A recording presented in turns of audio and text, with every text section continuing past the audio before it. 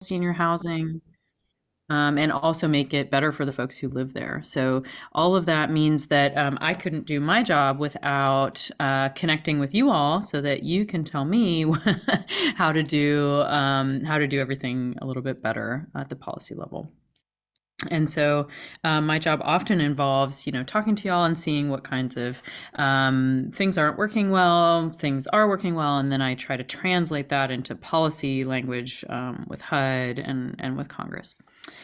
So here we are in a brand new year, brand new calendar year, and we have put together a very risky endeavor, and you'll understand more when I show it to you. But what we have tried to do is put together a little crystal ball for the year, and I think there are some really great sayings about how, like, as soon as you try to forecast the future, you're just inviting things to take different directions. So hence the risk factor. But we've tried to put together our thoughts on what we expect for the coming year on the regulatory side. So this is not really about Congress, right? This isn't really about all the things that Congress has control over related to affordable senior housing, which are things like, the funding levels and other kinds of new legislation and things like that.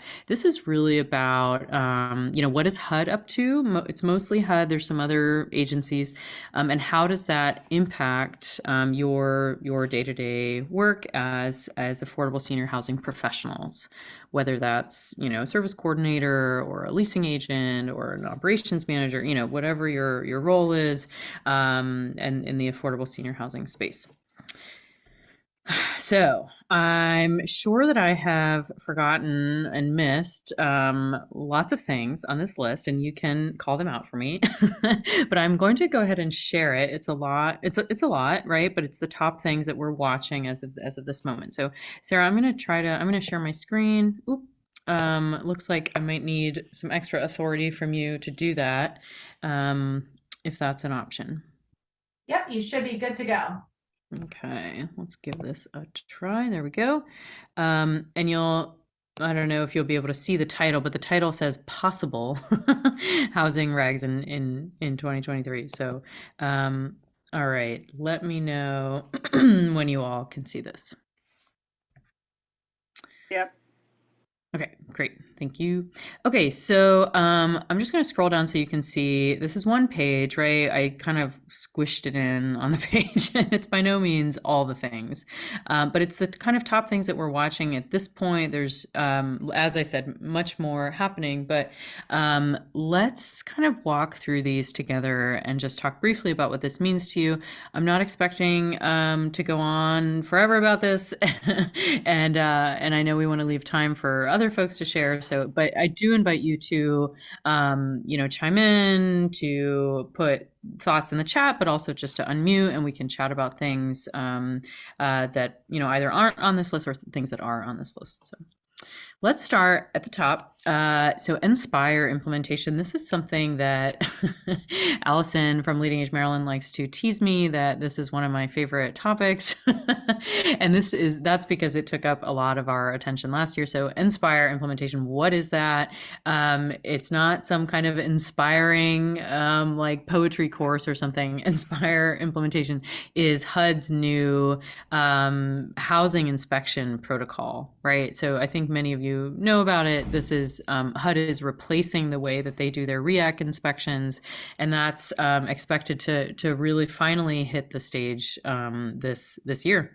So it's a big year for housing inspections, and some of you may work in that space specifically at your housing communities, and some of you may not, and that's okay. This is going to impact you regardless, because this is changing the way that HUD does everything about their housing inspections, which means residents are very much impacted, and you'll be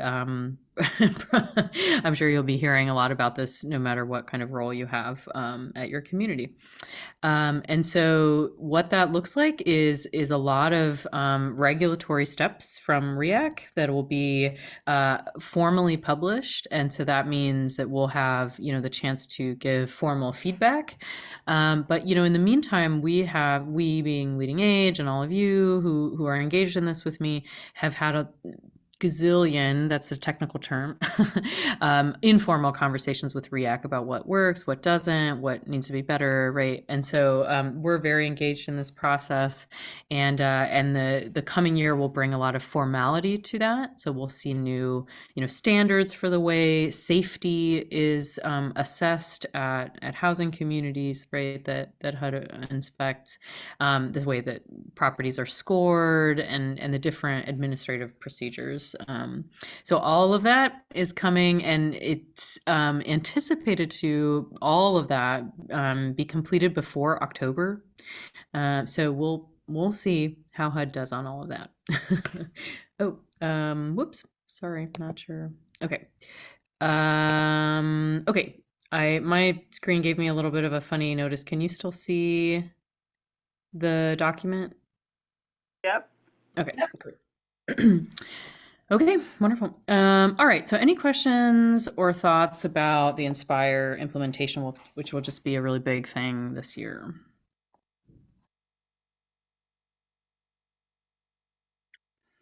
Okay, and the other thing that's happening with that is that HUD is hosting sessions for folks to be able to get ready for it.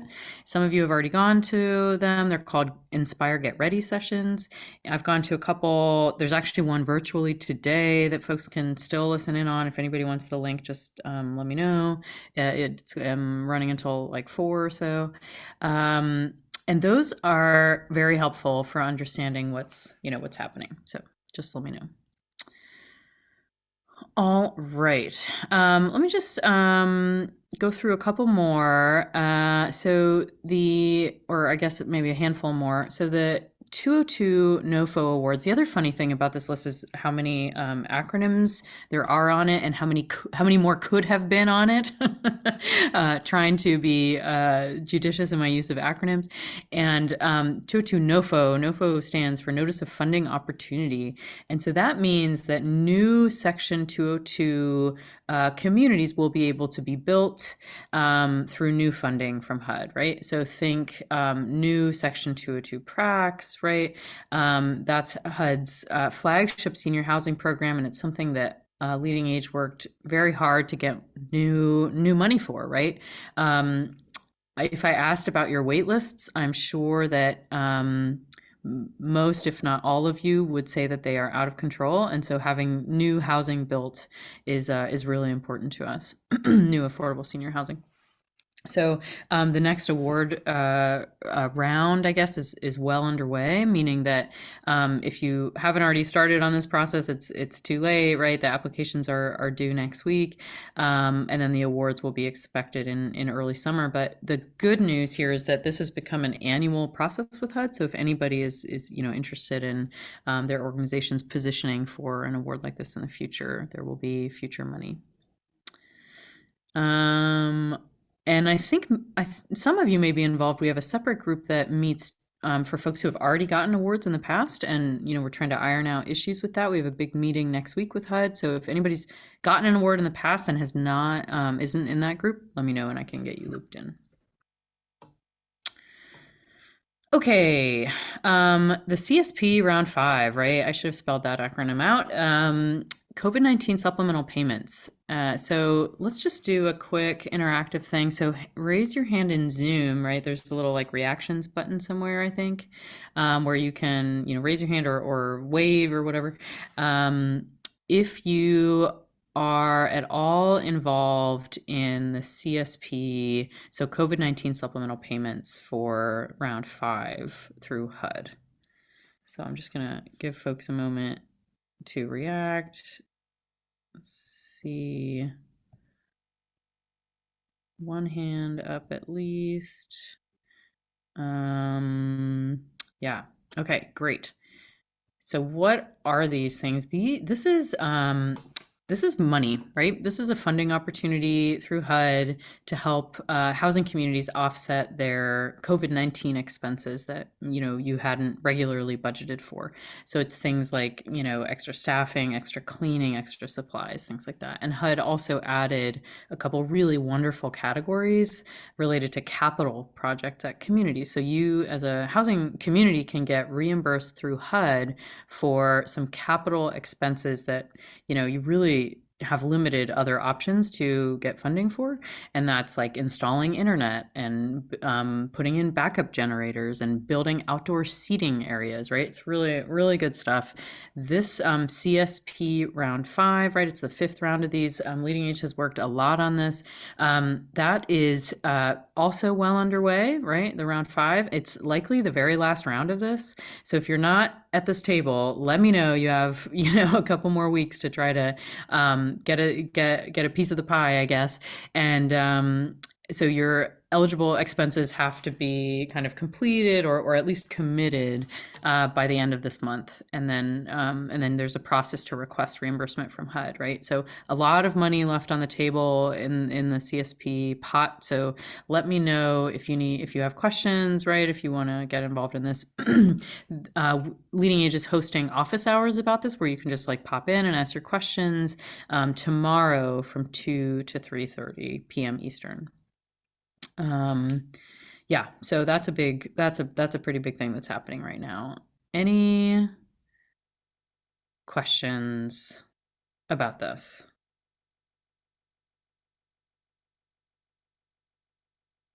Okay, and those of you who raised your hands, hopefully it's going well.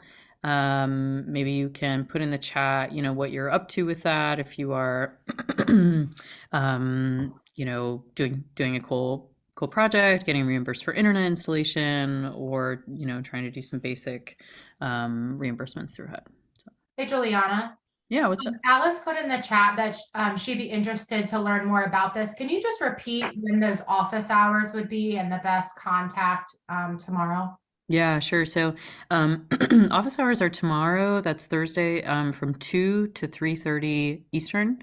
And there's a link, right? A Zoom link that I can send around when I'm done blabbing on. And folks can, just register in advance and then join those office hours anytime between 2 and 3:30 to, ask questions and get information.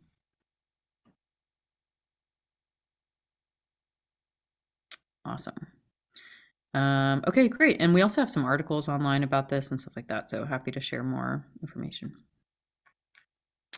All right. Okay, let's talk. I'm not going to go through every single one of these. So if there's one that you really want to hear about, let me scroll down so you can see them. If there's one that you really want to hear about, go ahead and put it in the chat. And would love to kind of tailor this to what folks are, most interested in. Juliana, is this a public document that you're able to share with folks? We haven't published it yet. I mean, it's like there's such a risk in the crystal balling, right? But if anybody wants it, I can just share it. Yeah. Okay, great. Yeah. Yeah. And we have a congressional, I think, counterpart that Linda had worked on, although I think it's more like touch points, right? Not what we expect from Congress, but how we expect to interact with Congress. Like, we'll do Hill visits in this time frame, and we'll expect to talk to Congress about the HUD budget in this time, and, things like that. So some really good info. All right. Yeah, so just a reminder, if there's anything in particular on this list that you want to talk about or want to hear me talk about, please put that in the chat. Let me just talk about the next one on the list. In the meantime, that's the Green and Resilient Retrofit Program. And so the GRRP. This is something I'm personally very excited about, and Allison is going to be surprised. I'm more excited about this than I am about the new housing inspections, believe it or not. So the reason I'm, really excited about this is that it is a huge, huge new program at HUD that is all about climate resilience and energy efficiency, right? And this is, not just a personal interest of mine, but it's a massive thing for affordable housing, right? So We talked already about wait lists. Wait lists are out of control, people. Not everybody who's eligible for affordable housing gets it, right? There's just a huge problem in these areas. So the way that relates to energy efficiency and climate resilience is that around 25% of HUD's budget goes toward utility bills, right? So imagine if we could shift some of that, even 5% of that, to more rental assistance or new housing, right? So this is a real area of opportunity to improve affordable housing in the country. It's also an area where we see a lot of potential for the preservation of affordable housing, right? So not just building new housing, but preserving what we already have, right? Protecting what we already have means that that housing that we know is vulnerable to, changes in climate, changes in sea level rise, right? Changes in extreme temperatures. So protecting that is a huge part of making sure that housing is available into the future. So there's been some research done about how much of the HUD-assisted housing stock is vulnerable to sea level rise, for example. And I'm sure many of you on this call could share about temperature fluctuations and the and the complaints you get from residents about that, for example, or just the strain on your operating budgets and your maintenance, right? So this is just a big topic for the affordable housing portfolio, both now and into the future. So what is happening? Some of you have heard me talk about this before, right? So HUD has begun on this already. This was a brand new program that was funded by Congress last summer, so in 2022. And this is the goal here is to do, you'll see I've written there benchmarking and NOFO, right? And notice of funding opportunity. So benchmarking is going to be an effort to assess the energy use across the HUD assisted portfolio, right? So that's going to be interesting. It's going to be a big change. And then the notice of funding opportunity is going to be essentially grants and loans to help housing communities undergo water, energy efficiency projects, climate resilience projects. So think like, solar panels and bigger projects like that, but also more streamlined projects, right? More cost effective projects like installing LED lighting or dual flush toilets, right? So if you have ever been interested in those kinds of upgrades for your property, whether it's because you're in a disaster prone area or because you see potential for improving your energy use and efficiency, then this is going to be a really wonderful opportunity for you. So we expect this to come out this quarter from HUD. So stay tuned on the kinds of awards, or I should say the kinds of grants and loans that will be available through the GRRP. Any questions about that?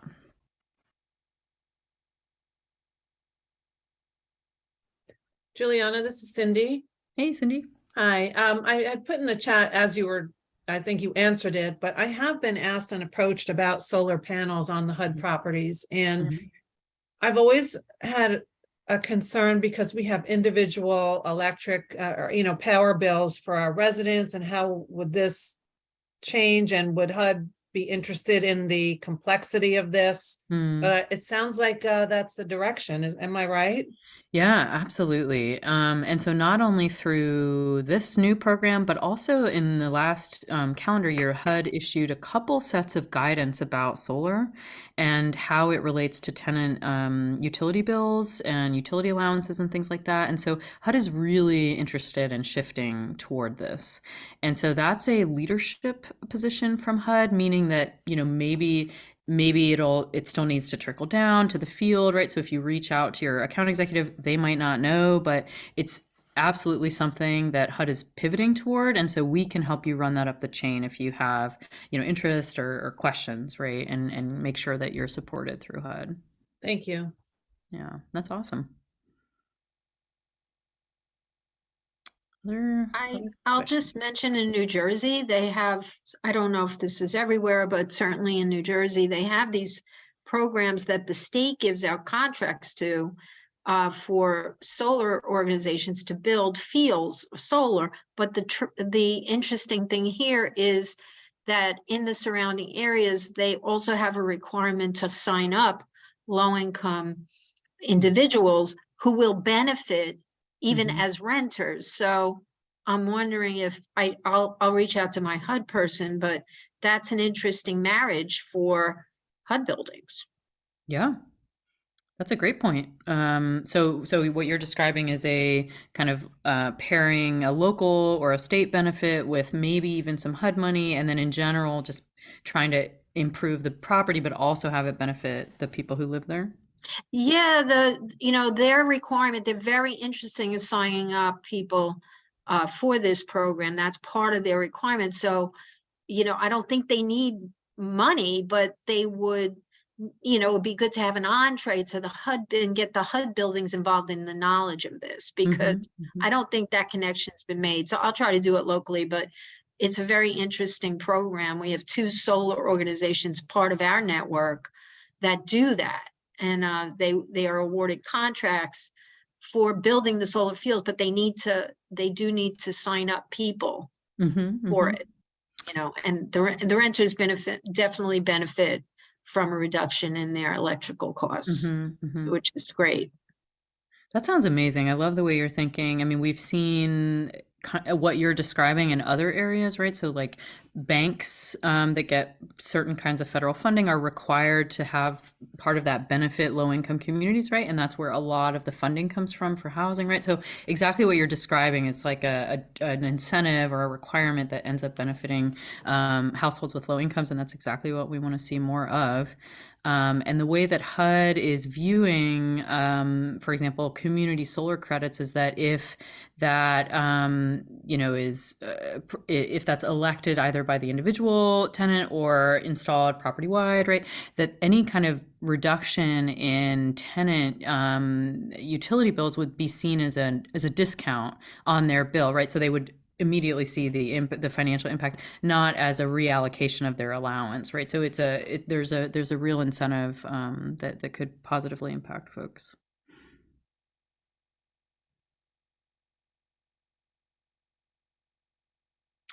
Any other thoughts on this? Questions? So LeadingAge went, so in the earlier, I guess, in the last quarter, maybe a little bit before that, HUD, who was moving very quickly to implement this new green program, right, asked for feedback, and we sent them a list of what we thought properties might want to do. Not an exhaustive list, right, but a whole list of ideas around energy efficiency, water efficiency, and climate resilience that was generated from you and other members. So if anybody, wants to think about this more, we can share that list with you. You can see the way that we're thinking, that we're asking HUD to think about this as well, and just start getting your brains rolling about what might work at your properties. So definitely an exciting turn of events at HUD. Okay. Any other questions about, I'm just looking through the chat. Anything else on this list folks specifically want to hear about?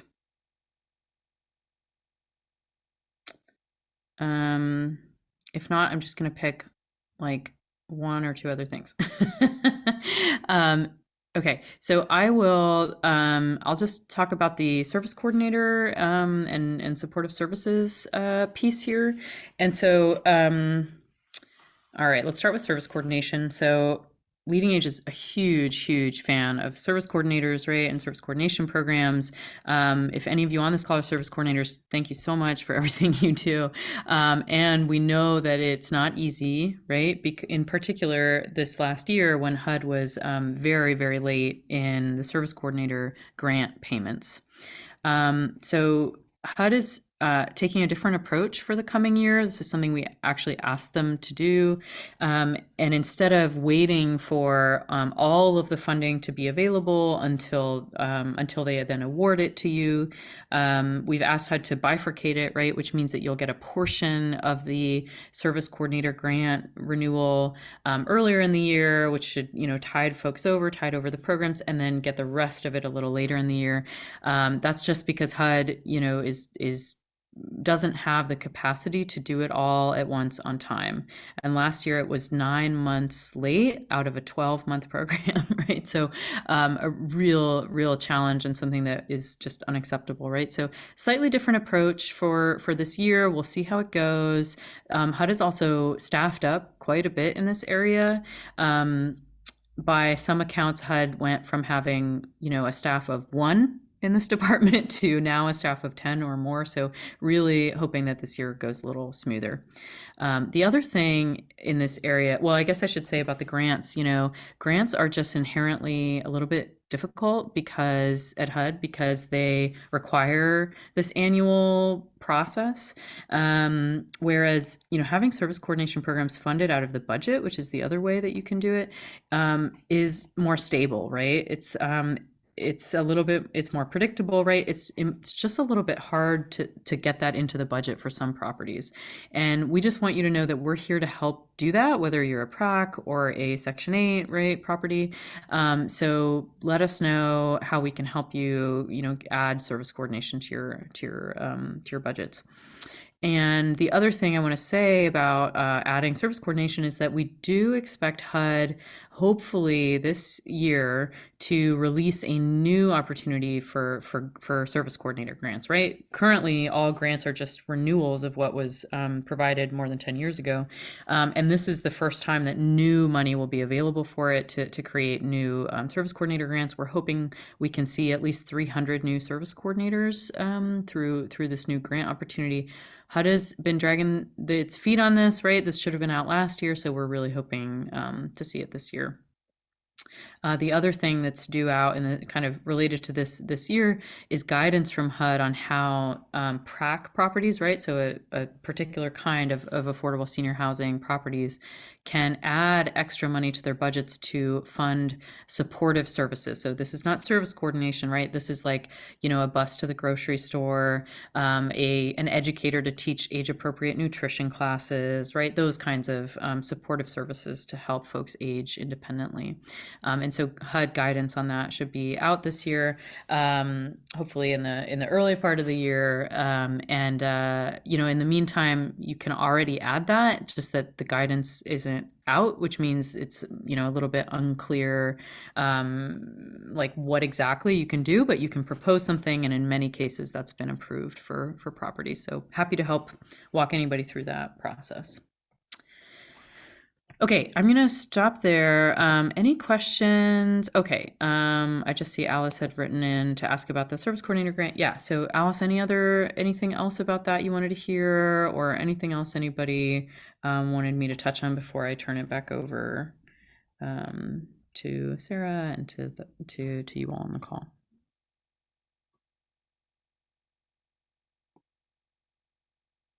Okay. Alrighty, well, feel free to let me know if I missed any glaring things, and we'll check at the end of the year, how well we did on our crystal ball. Thanks for your questions today and your ideas about solar. And I'll put my email in the chat, and feel free to reach out with any questions. Juliana, there is one last thing in the chat, rental assistance and RAD for Pratt updates. Okay. Yes. So let me scroll down to this. So the rental assistance demonstration is the best acronym that HUD has, in my opinion. RAD for PRAC, right? I just still think it's funny.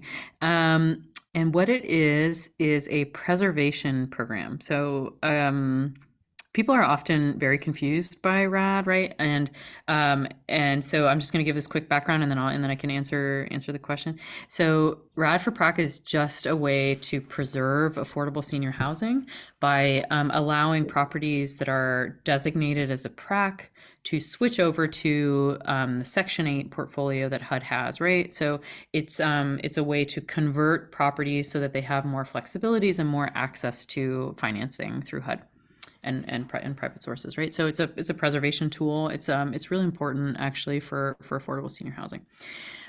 So what's happening with that? HUD is expanding this preservation tool to be available not just for Section 202 pracs, but also for 811 pracs. And I know this is like a lot of numbers and stuff, and I think some of you are probably really familiar with these, but Section 811 is housing for people with disabilities. And so that's a great new expansion for the RAD program to allow preservation opportunities for the Section 811 portfolio.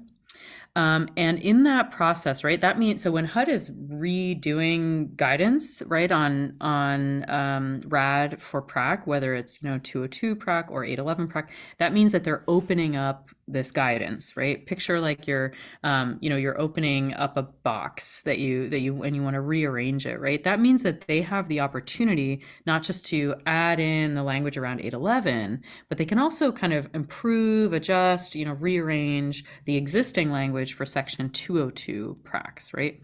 So for the senior housing part, and we sent in a long list of things we want them to do differently in RAD, right? We know that we know it's really important, but we also know it's really been difficult for folks to make use of. I don't know if anybody on this call has gone through RAD for prac, but it's there are several things that make it very difficult to pull off financially, including the initial rent setting and the availability of ongoing rent adjustments.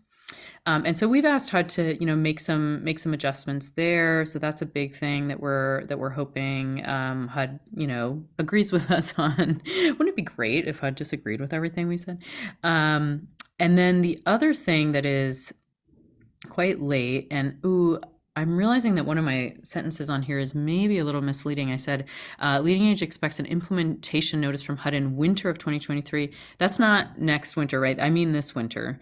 I mean like yesterday. But HUD is, again, dragging its feet on this. So HUD has money available to make extra kind of rent amounts available for properties that are going through RAD.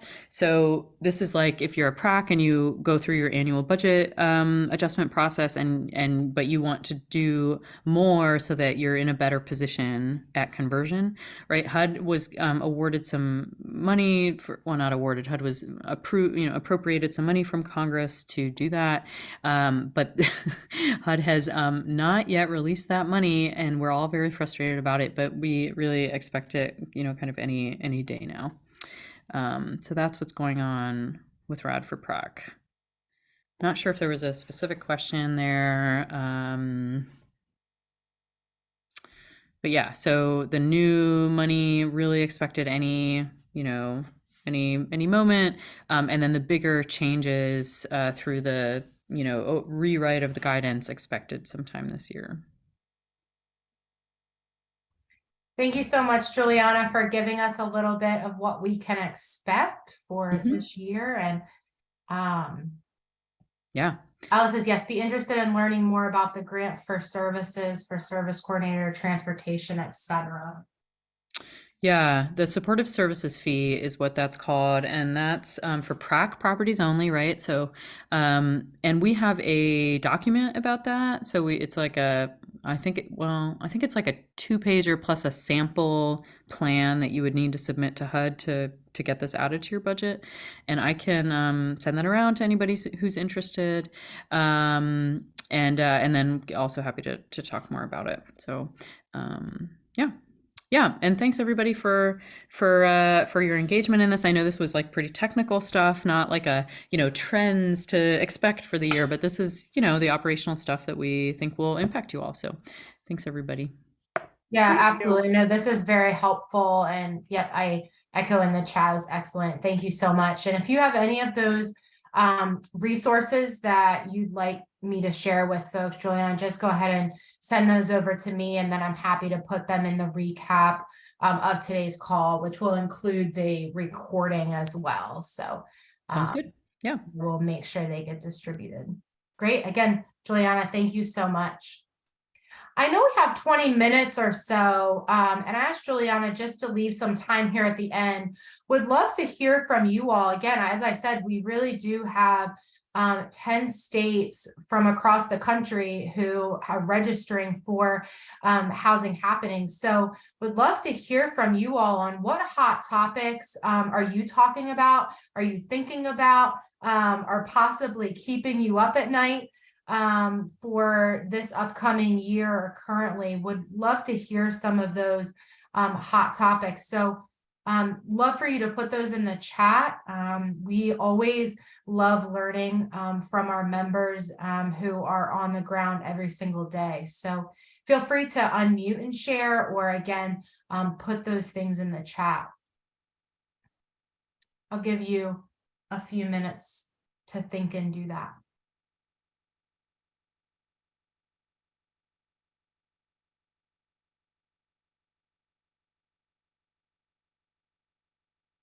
Oh, Juliana, thanks for putting link in the chat as well for the COVID-19 supplemental payment office hours for, again, tomorrow from 2 to 3:30 Eastern time, and then the registration link there. Yeah, sure thing.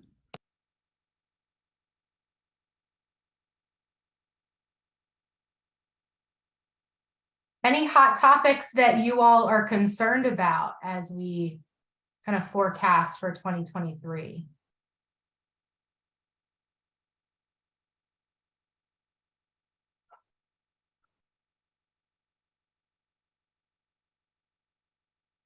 Is there anything you're excited about or looking forward to?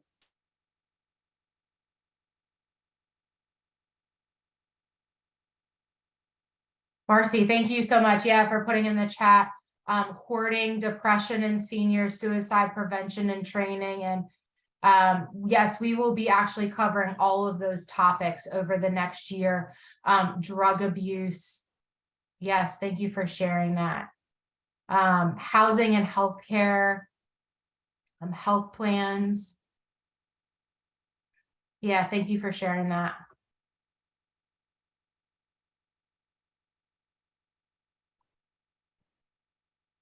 Hey, Sarah, this is Allison. I was just going to follow up on some of the comments that folks are making in the chat. And thank you, Juliana, for the really informative presentation. And I'm so glad that you were able to weave in physical inspections. It wouldn't be a presentation with you without that. I had to put it first just for you. But Marcy, thank you so much for those comments. And I was wondering if you'd be willing to unmute and just speak a little bit more. What are the really kind of specific questions or concerns or barriers that you see in addressing those issues? Can you tell us any more? Hello. Can you hear me? Yes, you're a little quiet, but we can hear you. Okay. I think there's the hoarding issue, I think got a lot worse during COVID. During like the really the beginning and the middle stages of COVID. And by the time we were able to address people when we would have addressed it earlier, it was just overwhelming how many hoarders we ended up having and how bad it was. So many of them we've been able to get some therapy and to work with them on cleaning out their apartments and trying to do it in a compassionate way. But there's so much more that I would love to be able to share with our team about how to address hoarding. And the one training that you did was amazing. So that was very helpful. Lots of depression, people speaking about suicide, and it would be really good to have some, good information on that. And when I say drug abuse, I'm literally talking about mostly prescription drug abuse, and residents who share their prescription, that kind of thing. And then, navigating some of the ways that if you have somebody in an apartment who maybe needs to move on and it's, someone who doesn't have a lot of money, you know, having the ability to help them through the Medicaid process, or even, oh, I forgot the military one. I can't believe I forgot it. But you know, there are ways of getting assisted living paid for, that are a little outside of the box, and maybe just learning how to navigate some of those. The aid and attendance, that's what I was talking about. You know, just even navigating that process is insane. You know, but we've used Patriot Angels and that's been helpful. But we really don't have any other form of assistance other than referring them for that. So those are just some of the issues we're seeing. You know, the hoarding is still like the worst one, but I think maybe it's not the worst, maybe it's just the hardest to deal with.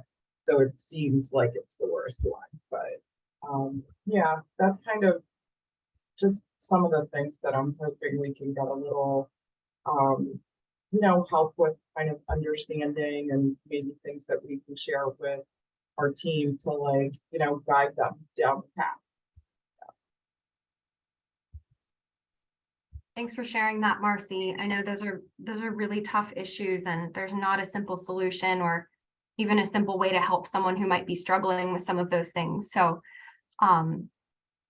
yeah, I know that you're not alone in seeing that within your community, and so thanks for sharing. And then I see a comment here from Effie. Effie, would you be willing to speak a bit more? Are there collaborations that you would like to begin in your area, or know how to begin, and or are there already collaborations happening around housing and healthcare? Would love to hear more.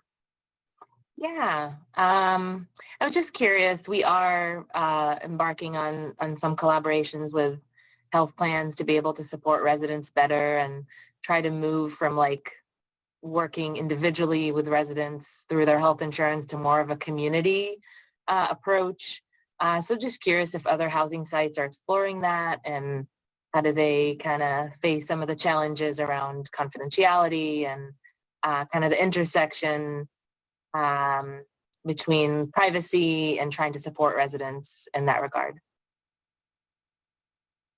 Those are great questions. And I'm sure that, Juliana, I'm sure you hear about those kinds of conversations from providers across the country as well. You know, a little bit, but I'm really interested. Effie, I don't know, can you say a little bit more? Well, I'm from Hebrew Senior Life in Massachusetts, and we have formed a few different partnerships with health plans and working on exploring more. And just curious to hear if any other housing sites in Massachusetts or in other places have current partnerships and how that looks like. I think, you know, in some ways, us coming from housing, health plans coming from the medical side, we serve the same people, but we kind of speak different languages. And so there's a lot of work to do to try to bring those partnerships together. So just kind of benefiting from people's experience around that. Effie, when you say partnering with a health plan, can you speak more about what you're partnering to do specifically with that health plan? Right. Yeah. So I'll give a direct example. So we're partnering with Commonwealth of Carolines in some of our housing sites. We don't have a critical mass of that health insurance specifically, but we're at the table talking to them about partnering between the staff that's on site serving residents and their what they call care partners, essentially the case managers that are assigned to those residents, part of SCO and One Care plans, and now they also have a Medicare Advantage plan. So it seems like there's just a lot of different teams trying to support residents. Some of them are coming from housing and some of them are from the healthcare side. So trying to streamline some of the services and really be able to talk to each other to support residents and not work in silos. Yeah, that makes a lot of sense. And I know with the increasing number of older adults who are using Medicare Advantage plans, perhaps this is an area that we can explore further and see if we could have some conversation or find examples of what folks are doing across the country, because I haven't heard a ton of partnerships between housing providers and health plans, but I'm sure it's happening. Juliana, what are your thoughts on that?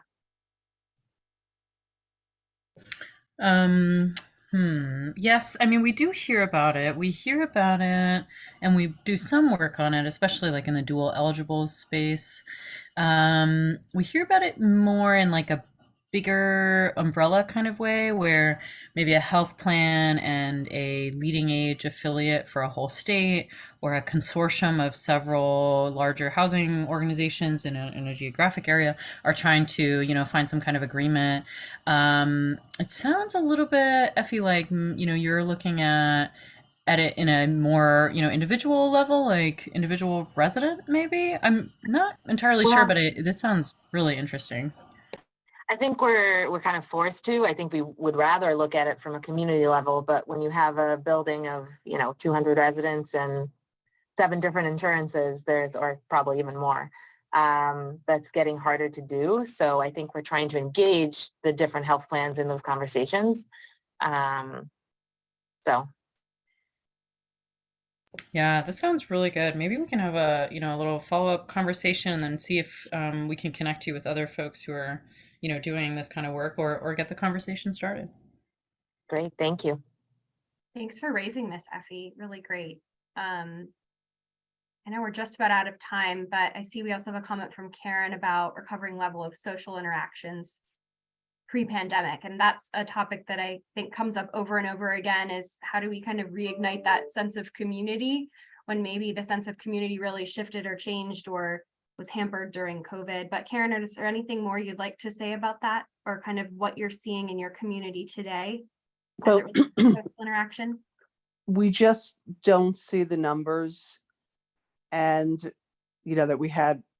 I mean, it's really significantly lower, although some things are coming back a little bit. But the county lunch programs, we used to have so many people.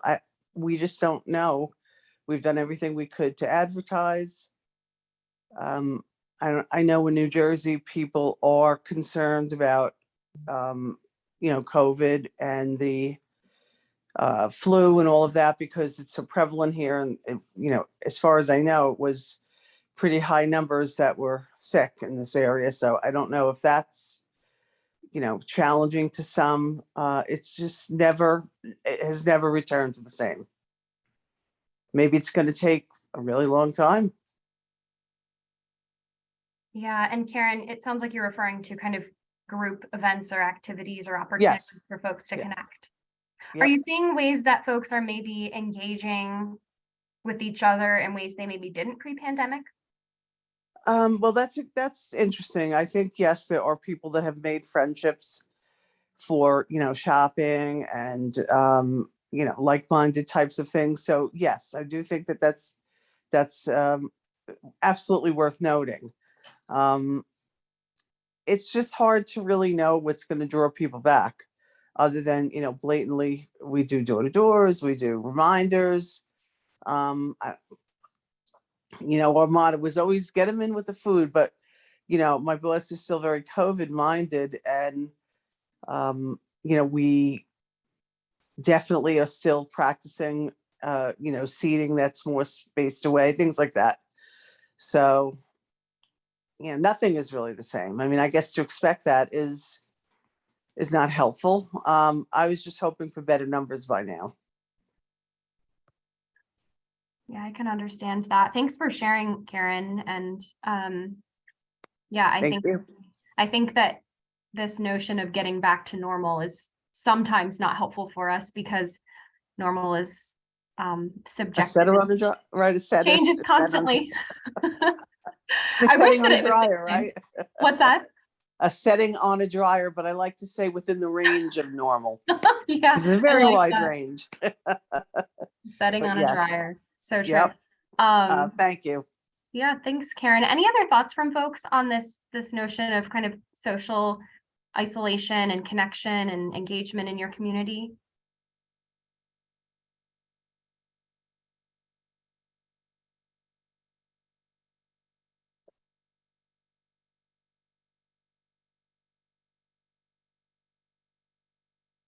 Okay, well, Sarah, I'll hand things back over to you. I just wanted to kind of follow up on those comments that folks made, and but I'm excited for the rest of the year of these sessions. And Sarah, do we have our session set for next month? I can't remember off the top of my head.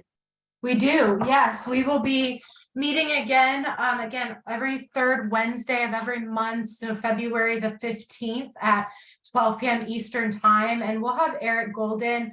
He's the president and CEO at Cedar Lane joining us. And he's going to be talking a lot about, how do we make a proposal to our board and senior leadership, and really communicating the why for those things that we feel like our community needs, and how do we get the greater community involved and invested in maybe some changes that need to be made. So I'm really looking forward to him sharing with us next month. As I said before, we will share this recording with all of you after this call today. And any notes that Juliana wants to send over, we'll incorporate the links that she shared here in the chat. But I hope that everybody has a really great month, and we look forward to seeing you again next time. Thank you so much. Have a great day.